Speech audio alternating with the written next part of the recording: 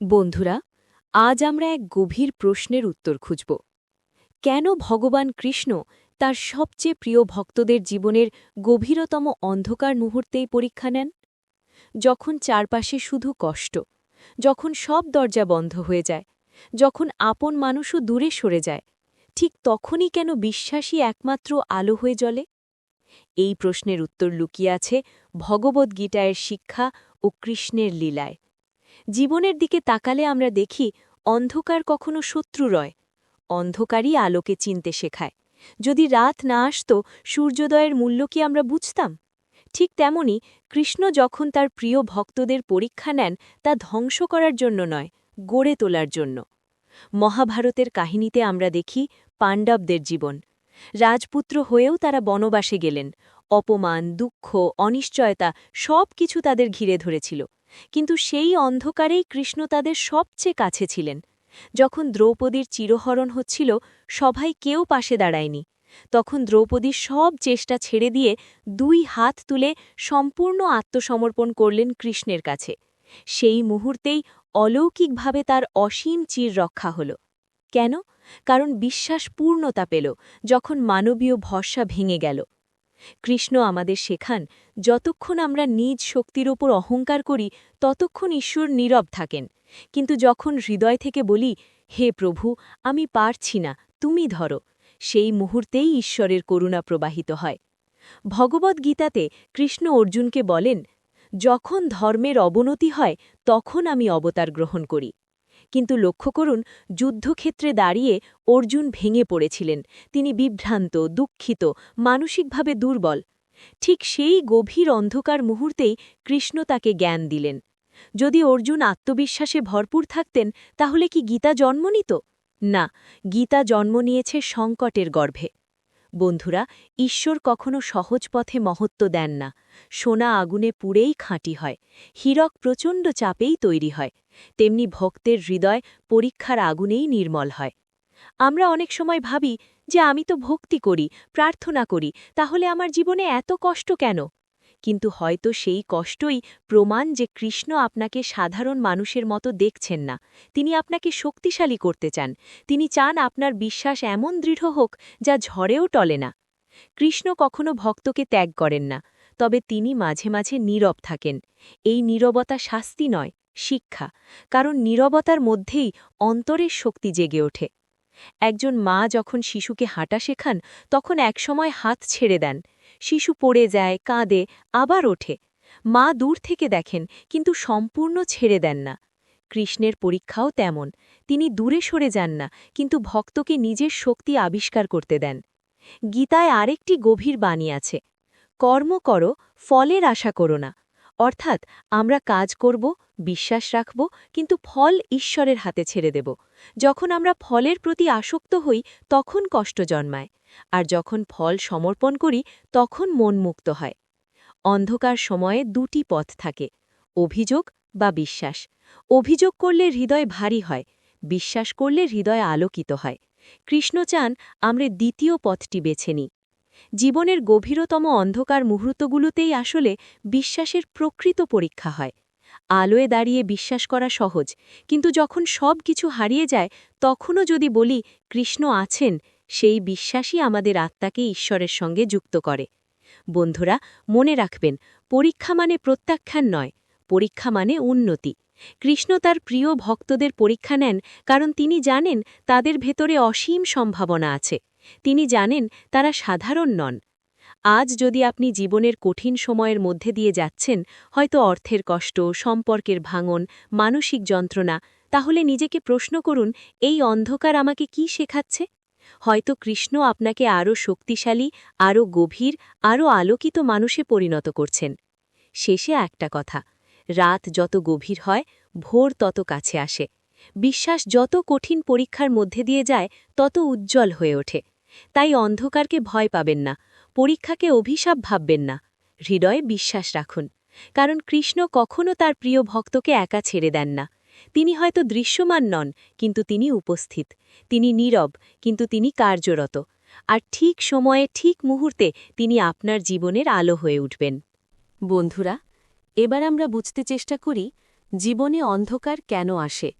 প্রথমেই একটি কথা মনে রাখতে হবে, অন্ধকার মানেই শাস্তি নয়, অন্ধকার মানেই ঈশ্বর রাগ করেছেন এমন নয়।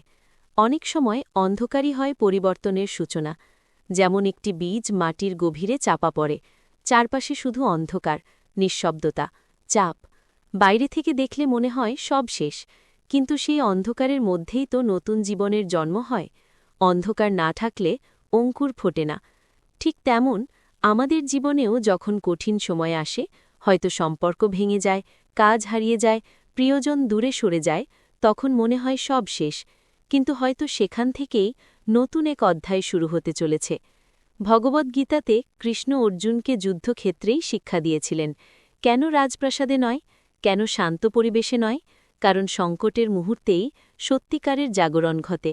যখন মন ভেঙে যায় তখন অহংকার ভেঙে যায়, আর যখন অহংকার ভাঙে তখন জ্ঞান প্রবেশ করে। রাত যত গভীর হয় ভোর তত কাছাকাছি আসে। এটি শুধু একটি কবিতার লাইন নয়, এটি জীবনের সত্য।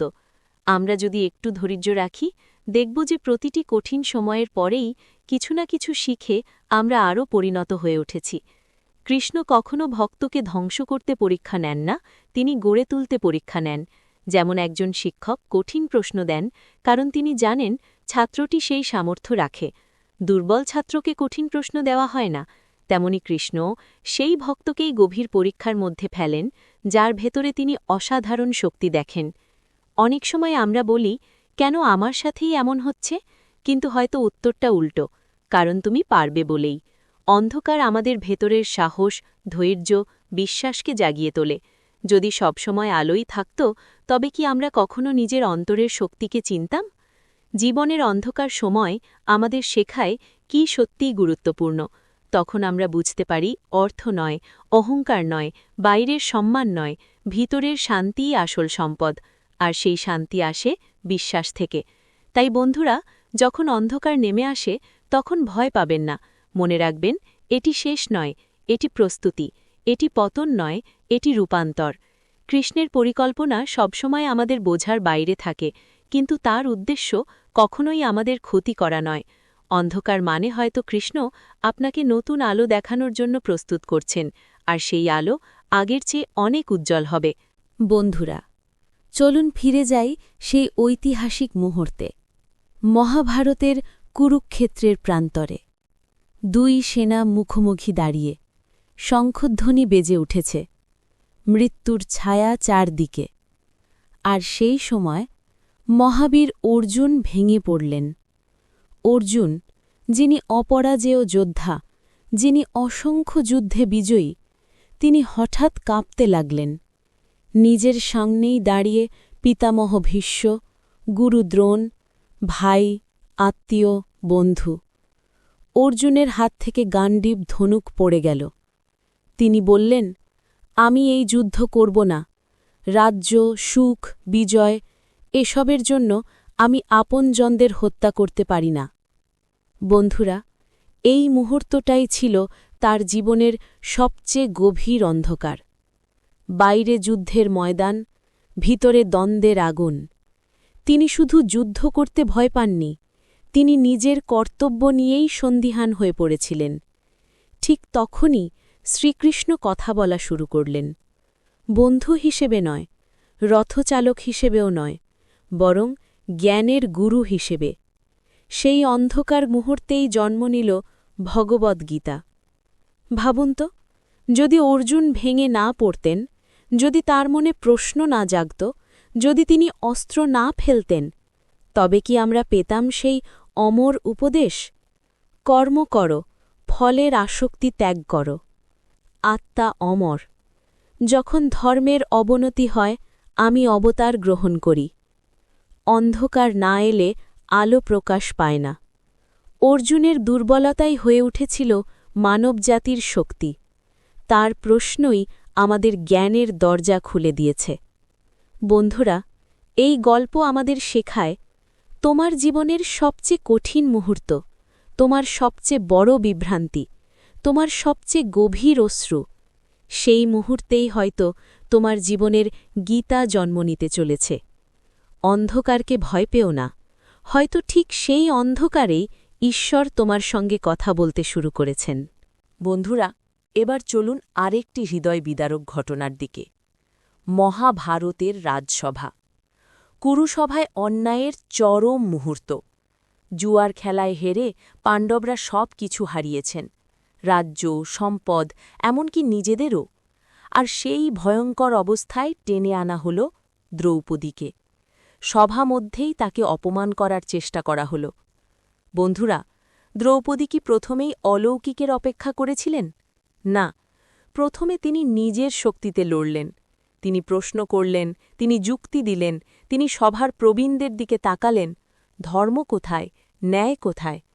কিন্তু যখন চারদিক থেকে নীরবতা, যখন সমস্ত মানবিক সহায়তা ব্যর্থ, যখন নিজের শক্তিও আর যথেষ্ট নয়, তখন তিনি দুই হাত তুলে সম্পূর্ণ আত্মসমর্পণ করলেন। তিনি স্মরণ করলেন শ্রীকৃষ্ণকে। সেই মুহূর্তে কি ঘটল? অলৌকিক রক্ষা, অশেষ বস্ত্রের বর্ষণ। যত টানা হল তত বেড়ে চলল। দ্রৌপদীর লজ্জা রক্ষা পেল, অন্যায় থেমে গেল। বন্ধুরা, এই ঘটনার গভীর শিক্ষা কি? যতক্ষণ আমরা ভাবি আমি পারব, আমি সামলাব, ততক্ষণ ঈশ্বর অপেক্ষা করেন। কিন্তু যখন আমরা সত্যিই বলি, হে প্রভু, আমি তোমার, তখনই শুরু হয় তার কার্য। দ্রৌপদীর আত্মসমর্পণ ছিল দুর্বলতা নয়, এটি ছিল সর্বোচ্চ বিশ্বাস। শিক্ষা একটাই, যখন মানুষ ছেড়ে দেয়, ঈশ্বর তখন ধরেন। তাই জীবনের অপমান, কষ্ট, অসহায় মুহূর্তে হয়তো সাহায্য আসতে দেরি হয়, কিন্তু বিশ্বাস হারিও না, কারণ ঠিক সেই মুহূর্তেই অদৃশ্য শক্তি তোমার পাশে দাঁড়াতে পারে। বন্ধুরা, আসুন ফিরে যাই আবার সেই মহাকাব্যের পাতায়। মহাভারত। পাণ্ডবরা ধর্মপরায়ণ, ন্যায়পরায়ণ, ঈশ্বরভক্ত। তাদের নেতৃত্বে ছিলেন যুধিষ্ঠির, ধর্মরাজ। সঙ্গে ছিলেন ভীম, অর্জুন, নকুল, সহদেব, আর তাদের পরম বন্ধু শ্রীকৃষ্ণ। তাহলে প্রশ্ন আসে, তারা কি কৃষ্ণের প্রিয় ছিলেন না? অবশ্যই ছিলেন। তবুও কেন ১৩ বছরের বনবাস? কেন রাজ্য হারানো? কেন অপমান, দুঃখ, কষ্ট? বন্ধুরা, বনবাস ছিল শাস্তি নয়, ছিল প্রস্তুতি। রাজপ্রাসাদের আরাম ছেড়ে অরণ্যের কঠিন জীবন, এটাই তাদের ভেতরের শক্তিকে জাগিয়ে তুলেছিল। বনে তারা শিখেছিলেন সহনশীলতা, সংযম, ধৈর্য, অহংকারহীন জীবন। যদি তারা সরাসরি রাজ্য ফিরে পেতেন, তবে কি তারা সেই গভীর আত্মশক্তি অর্জন করতেন? না, কষ্টের আগুনেই সোনা খাঁটি হয়। আগুন না পেলে মাটি কখনো মৃৎপাত্র হয় না। ঠিক তেমনি কষ্টের আগুনেই চরিত্র পরিশুদ্ধ হয়। বনবাস তাদের দুর্বল করেনি, তাদের প্রস্তুত করেছে। আর শেষে ধর্মের জয় হয়েছে। বন্ধুরা, তোমার জীবনের বনবাস হয়তো এখন জ্বলছে। হয়তো তুমি ভাবছ, আমি তো অন্যায় করিনি, তবু এত কষ্ট কেন? মনে রেখো, যাকে ঈশ্বর বড় দায়িত্ব দিতে চান, তাকে আগে শক্ত করে গড়ে তোলেন। বনবাস শেষ হয়, কিন্তু বনবাসের শিক্ষা চিরকাল থাকে। তাই কষ্টকে অভিশাপ ভাবো না, হয়তো সেটাই তোমার জীবনের সর্বোচ্চ প্রস্তুতির সময়। বন্ধুরা, আমরা প্রায়ই একটা ভুল করি। যখন জীবনে সমস্যা আসে, যখন প্রার্থনার উত্তর সঙ্গে সঙ্গে পাই না, তখন মনে করি ঈশ্বর দূরে সরে গেছেন। আমরা ভাবি, হে কৃষ্ণ, তুমি কোথায়? কিন্তু সত্যটা সম্পূর্ণ উল্টো। শ্রীকৃষ্ণ কখনও তার ভক্তকে পরিত্যাগ করেন না। পরীক্ষা মানে দূরত্ব নয়, পরীক্ষা মানে প্রস্তুতি। ভাবো একজন শিক্ষকের কথা। পরীক্ষার হলে শিক্ষক চুপচাপ থাকেন, তিনি উত্তর বলে দেন না, তিনি হস্তক্ষেপ করেন না। তাহলে কি তিনি ছাত্রকে ছেড়ে চলে গেছেন? না, তিনি নীরবে পর্যবেক্ষণ করছেন, দেখছেন ছাত্র কতটা শিখেছে, কতটা নিজে দাঁড়াতে পারে। ঠিক তেমনি জীবনের কঠিন সময়ে কৃষ্ণ নীরব থাকতে পারেন, কিন্তু অনুপস্থিত নন। ভগবদ্গীতায় তিনি বলেছেন, যে ভক্ত বিশ্বাস নিয়ে তার আশ্রয় নেয়, তার যোগক্ষেম তিনি বহন করেন। তাহলে কষ্টের সময় কেন নীরবতা? কারণ সেই সময় আমাদের ভিতরের শক্তি জাগে, আমাদের বিশ্বাস পরীক্ষা হয়, আমরা সত্যিকারের আত্মনির্ভর হতে শিখি। বন্ধুরা, ঝড়ের সময় গাছের শিকড় আরও গভীরে যায়। ঝড় না এলে শিকড় শক্ত হয় না। তেমনি পরীক্ষার সময় ঈশ্বর সবচেয়ে কাছে থাকেন, কিন্তু আমাদের শক্ত হতে দেন। তাই যদি কখনো মনে হয় আমি একা, তবে মনে রেখো, হয়তো তিনি নীরবে দাঁড়িয়ে আছেন, তোমার প্রতিটি পদক্ষেপ দেখছেন, আর ঠিক সময় তোমাকে আরও বড় শক্তি দিয়ে উঠিয়ে দেবেন। পরীক্ষা মানে পরিত্যাগ নয়, পরীক্ষা মানে উন্নতির দরজা খুলে যাওয়া। বন্ধুরা, জীবনে এমন সময় আসে, চারদিক অন্ধকার, কোনো পথ দেখা যায় না, কোনো মানুষ পাশে থাকে না, কোনো সমাধান চোখে পড়ে না। সেই মুহূর্তে কি থাকে?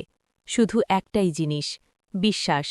যেমন গভীর রাতে একটি ছোট প্রদীপও অন্ধকার ভেদ করতে পারে, তেমনি জীবনের গভীর সংকটে বিশ্বাসই একমাত্র আলো হয়ে জ্বলে।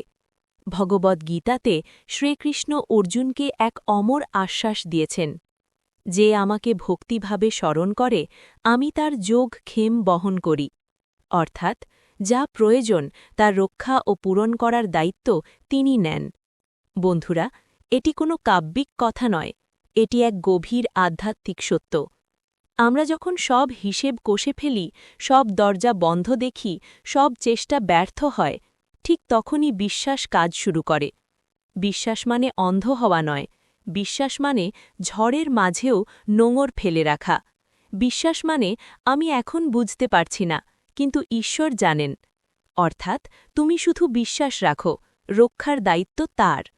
বন্ধুরা, অন্ধকার স্থায়ী নয়, রাত যত গভীর, ভোর তত কাছে। তাই জীবনের সবচেয়ে কঠিন সময়ে হয়তো তোমার কিছুই থাকবে না, শুধু বিশ্বাস ছাড়া। আর মনে রেখো, সেই এক ফোঁটা বিশ্বাসই তোমার জীবনের সবচেয়ে বড় আলো হয়ে উঠতে পারে। বন্ধুরা, অনেকেই প্রশ্ন করেন, যদি কৃষ্ণ আমাকে ভালোবাসেন, তবে আমার জীবনেই এত কষ্ট কেন? এই প্রশ্ন নতুন নয়, এই প্রশ্ন যুগে যুগে উঠেছে, কিন্তু উত্তরটা গভীর। শ্রীকৃষ্ণ কাউকে শাস্তি দিতে পরীক্ষা নেন না, তিনি প্রস্তুত করতে পরীক্ষা নেন। ভাবুন একজন সেনা অফিসারের কথা, যাকে বড় দায়িত্ব দেওয়া হবে, তাকে কি সহজ প্রশিক্ষণ দেওয়া হয়? না, তাকে কঠিন ট্রেনিং দেওয়া হয়, কারণ তার কাঁধে থাকবে বড় দায়িত্ব। ঠিক তেমনি, যাকে বড় কাজের জন্য তৈরি করা হয়, তাকে কঠিন প্রশিক্ষণ দেওয়া হয়। সাধারণ মানুষকে সাধারণ পরীক্ষা, বিশেষ মানুষকে বিশেষ পরীক্ষা। মনে করুন মহাভারতের পাণ্ডবদের কথা। তারা কি কৃষ্ণের প্রিয় ছিলেন না? ছিলেন। তবুও বনবাস, অপমান, যুদ্ধ সবই তাদের জীবনে এসেছে। কেন? কারণ তাদের মাধ্যমে ধর্ম প্রতিষ্ঠা হওয়ার ছিল, মানব জাতিকে শিক্ষা দেওয়ার ছিল। আর যদি তারা দুর্বল হতেন, তবে কি সেই দায়িত্ব পালন সম্ভব হতো? না। বন্ধুরা, সোনা যত খাঁটি, তত বেশি আগুনে পরখ করা হয়। কৃষ্ণ জানেন তার প্রিয় ভক্তরা ভেঙে পড়বে না, বরং আগুন পেরিয়ে আরও দীপ্ত হবে। কষ্ট মানে আপনি অযোগ্য নন, অনেক সময় কষ্ট মানে আপনি নির্বাচিত। তাই যদি আপনার জীবনে পরীক্ষা আসে, নিজেকে দুর্ভাগা ভাববেন না। হয়তো কৃষ্ণ আপনাকে এমন কিছুর জন্য প্রস্তুত করছেন, যা এখনও আপনি নিজেও জানেন না। বিশেষ মানুষের পথ সহজ হয় না, কিন্তু তাদের গল্পই একদিন অন্যদের অনুপ্রেরণা হয়ে ওঠে। বন্ধুরা, অন্ধকারকে আমরা প্রায়ই অভিশাপ ভাবি, কিন্তু সত্য হল অন্ধকারের মধ্যেই বিশ্বাসের প্রকৃত রূপ প্রকাশ পায়। আলোয় দাঁড়িয়ে বিশ্বাস করা সহজ, সব ঠিকঠাক চললে ঈশ্বরকে ধন্যবাদ দেওয়াও সহজ, কিন্তু যখন চারদিকে অন্ধকার, তখন যে বিশ্বাস টিকে থাকে, সেটাই সত্যিকারের বিশ্বাস। অন্ধকারে ৩টি জিনিস জন্মায়। ১. ধৈর্য। যখন সঙ্গে সঙ্গে ফল আসে না, যখন প্রার্থনার উত্তর দেরি হয়, তখন আমরা অপেক্ষা করতে শিখি। এই অপেক্ষাই চরিত্রকে গভীর করে। ২. আত্মসমর্পণ। আমরা বুঝতে শিখি সবকিছু আমার নিয়ন্ত্রণে নয়।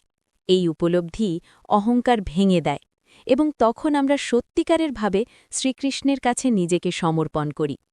৩. অন্তরের শক্তি। বাইরের ভরসা যখন একে একে সরে যায়, তখন আমরা নিজের ভেতরের শক্তিকে আবিষ্কার করি। যে শক্তি আগে ঘুমিয়েছিল, কষ্ট তাকে জাগিয়ে তোলে। ভগবদ্গীতা আমাদের শেখায়, মানুষের আসল যুদ্ধ বাইরে নয়, ভেতরে। বন্ধুরা, যখন বাইরের আলো নিভে যায়, ভেতরের আলো জ্বলে ওঠে। অন্ধকার আমাদের চোখ বন্ধ করে না, অন্ধকার আমাদের ভেতরের চোখ খুলে দেয়। তাই জীবনের কঠিন সময়কে ভয় পেও না। হয়তো সেই সময়ই তোমার ধৈর্য তৈরি হচ্ছে, তোমার অহংকার গলছে, তোমার অন্তরের শক্তি জেগে উঠছে। মনে রেখো, অন্ধকার চিরস্থায়ী নয়, কিন্তু অন্ধকারে জন্মানো বিশ্বাস তোমার জীবনের সবচেয়ে উজ্জ্বল আলো হয়ে উঠতে পারে। বন্ধুরা, এতক্ষণ আমরা গল্প শুনলাম, যুদ্ধক্ষেত্রের বিভ্রান্তি, রাজসভায় অপমান, বনবাসের কষ্ট। সবই এসেছে মহাভারতের জীবন থেকে। কিন্তু প্রশ্ন হল, এই গল্পগুলো কি শুধু অতীতের জন্য? না, এই গল্প আজও আমাদের জীবনে সত্য। আজ যদি তুমি কঠিন সময়ের মধ্যে থাকো, ব্যর্থতা, অপমান, অর্থকষ্ট, মানসিক ভাঙন, হয়তো তুমি ভাবছ, আমি কেন? বন্ধুরা, হয়তো তুমি কৃষ্ণের পরীক্ষায় আছো। শ্রীকৃষ্ণ কখনও তার প্রিয়জনকে বিনা কারণে কষ্ট দেন না। তিনি চরিত্র গড়েন, বিশ্বাস গভীর করেন, ভেতরের শক্তিকে জাগিয়ে তোলেন। মনে রেখো, অর্জুনের বিভ্রান্তি থেকেই জন্ম নিয়েছিল ভগবদ্গীতার। দ্রৌপদীর অপমান থেকেই প্রকাশ পেয়েছিল ঈশ্বরের অলৌকিক রক্ষা। পাণ্ডবদের বনবাস থেকেই ধর্মের বিজয়ের পথ তৈরি হয়েছিল। তাহলে তোমার জীবনের অন্ধকারও হয়তো কোনো বড় আলোর প্রস্তুতি। হাল ছেড়ো না।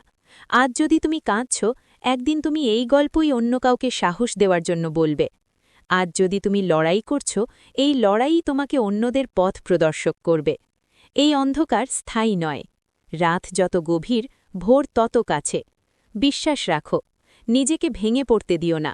হয়তো এই মুহূর্তেই নীরবে তোমার ভেতরে এক নতুন শক্তি জন্ম নিচ্ছে। আর যখন সময় আসবে, তুমি বুঝতে পারবে এই কঠিন সময়টাই ছিল তোমার জীবনের সবচেয়ে বড় আশীর্বাদ। বন্ধুরা, অনেকেই ভুল বোঝে। বিশ্বাস মানে কি সবকিছু ঠিক আছে বলে নিজেকে বোঝানো? না, বিশ্বাস মানে বাস্তবতা অস্বীকার করা নয়। বিশ্বাস মানে ঝড়ের মাঝেও এই আস্থা রাখা যে ঝড় চিরকাল থাকবে না। বিশ্বাস মানে আজ সব ঠিক নেই, কিন্তু একদিন ঠিক হয়ে যাবে। এই শক্তির কথাই বলেছেন শ্রীকৃষ্ণ। ভগবদ্গীতাতে তিনি আশ্বাস দেন, সব কিছু আমাকে সমর্পণ করো, আমি তোমাকে মুক্তি দেব। সর্বধর্মান পরিত্যাজ্য মামেকং শরণাং ব্রাজ। বন্ধুরা, এটি কোনো সাধারণ বাক্য নয়, এটি এক চূড়ান্ত প্রতিশ্রুতি। সমর্পণ মানে হার মানা নয়, সমর্পণ মানে নিজের সীমাবদ্ধতা স্বীকার করে অসীম শক্তির ওপর ভরসা রাখা। আমরা যখন সব কিছু নিজের কাঁধে তুলে নিই, তখন ক্লান্ত হয়ে পড়ি। কিন্তু যখন বলি, হে কৃষ্ণ, আমি চেষ্টা করব, ফল তোমার হাতে, তখন মন হালকা হয়ে যায়। বিশ্বাস আমাদের ভেতরের ভয় কমায়, উদ্বেগ কমায়, আত্মবিশ্বাস বাড়ায়। মনে রেখো, ঈশ্বরের প্রতিশ্রুতি কখনো মিথ্যা হয় না। হয়তো সময় লাগে, কিন্তু ফল আসে। তাই আজ যদি জীবন অনিশ্চিত লাগে, তবে শুধু এইটুকু মনে রেখো, বিশ্বাস মানে অন্ধ আশা নয়, বিশ্বাস মানে নিশ্চিত আস্থা। সব ঠিক হয়ে যাবে। বন্ধুরা, যদি আজকের এই ভিডিওটি তোমার হৃদয় ছুঁয়ে যায়, যদি এই কথাগুলো তোমাকে সামান্য হলেও শক্তি দেয়, তাহলে ভিডিওটিকে অবশ্যই লাইক করো, কারণ তোমার একটি লাইক এই বার্তাকে আরও অনেক মানুষের কাছে পৌঁছে দিতে সাহায্য করবে। আর যদি তুমি এমন আধ্যাত্মিক, অনুপ্রেরণামূলক ও ভগবদ্গীতা ভিত্তিক আলোচনা নিয়মিত পেতে চাও, তাহলে এখনই চ্যানেলটি সাবস্ক্রাইব করো এবং পাশে থাকা বেল আইকনটি চাপতে ভুলো না, যাতে নতুন ভিডিও আপলোড হলেই তুমি সবার আগে জানতে পারো।